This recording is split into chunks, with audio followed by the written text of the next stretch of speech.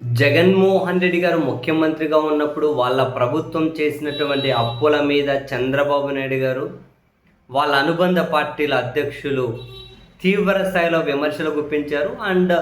ఎన్నికల ప్రచారం వచ్చేసరికి 14,00,000 కోట్ల అప్పు అంటూ దుష్ప్రచారాన్ని పతాక స్థాయిలో చేశారు. తర్వాత వీళ్ళు అధికారంలోకి వచ్చిన తర్వాత వీళ్ళు ప్రవేశపెట్టిన మొదటి బడ్జెట్లోనే ఆంధ్రప్రదేశ్ అప్పులను 6,45,000 కోట్లుగా తేల్చారు. జగన్మోహన్ రెడ్డి గారు ప్రభుత్వ హయాంలో చేసినప్పుడు 3,00,000 కోట్ల చేంజ్గానే వీళ్ళు బడ్జెట్లో చూపించారు. బడ్జెట్ అప్పటికి వాస్తవిక లెక్కలు చూపించాల్సి వచ్చింది. అయితే ప్రస్తుతం చంద్రబాబు నాయుడు గారి ప్రభుత్వ విధానాలను, వాళ్ళు చేస్తున్న అప్పులను, తాజాగా బడ్జెట్లో వాళ్ళు ప్రతిపాదిస్తున్నటువంటి అప్పులను, ఇవన్నీ కనుక చూస్తే అప్పుడు జగన్మోహన్ రెడ్డి గారి మీద 14,00,000 కోట్ల అప్పు అని ఏదైతే దుష్ప్రచారం చేశారో, ఆ దుష్ప్రచారాన్ని నిజం చేసే దిశగా వీళ్ళు ముందుకు వెళ్తూ ఉన్నారు అన్నట్లు స్పష్టంగా కనిపిస్తూ ఉంది. పూర్తిగా రాష్ట్ర ప్రభుత్వం అప్పుల మీద, కేంద్ర గ్రాంట్ల మీద ఆధారపడే పరిస్థితి. ఇప్పుడు కేంద్ర గ్రాంట్లు వీళ్ళు ఎంతో ఎక్స్పెక్ట్ చేస్తారు, అందులో సగం కూడా రావు. ఆ మిగిలిన దాన్ని కూడా మళ్ళీ అప్పుల రూపేనే వీళ్ళు ఫుల్ఫిల్ చేసుకోవాల్సి ఉంటుంది.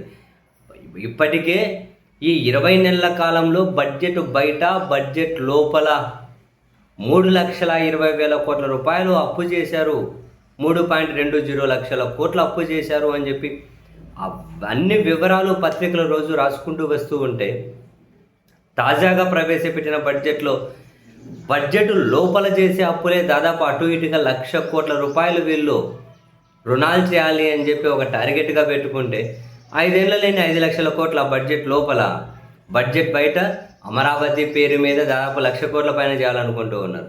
కార్పొరేషన్ల పేరుతో అప్పులకైతే అసలు అడ్డు అదుపు లేదు.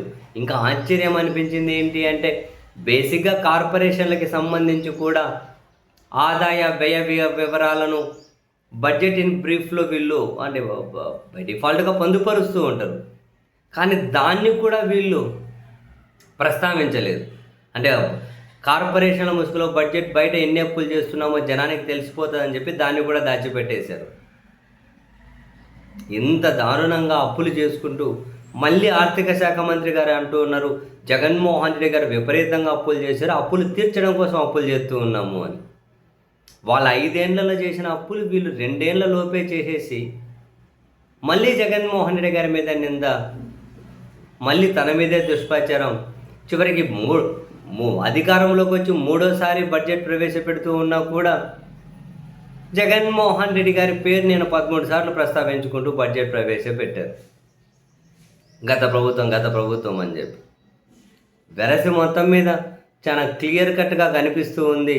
కేవలం అప్పుల మీద ఆధారపడే కాలం వెళ్ళదీయబోతూ ఉన్నారు. ఎంత దారుణమైన గుదిబండగా రాష్ట్రం తయారు కాబోతుందో. ఇప్పటికే దేశంలో అప్పుల్లో నంబర్ 1 రాష్ట్రం. మరి వీళ్ళ ఆర్థిక క్రమశిక్షణ లేని ప్రభుత్వ విధానాల వల్ల మరింత ఊబిలోకి అయితే చిక్కుకోబోతూ ఉంది.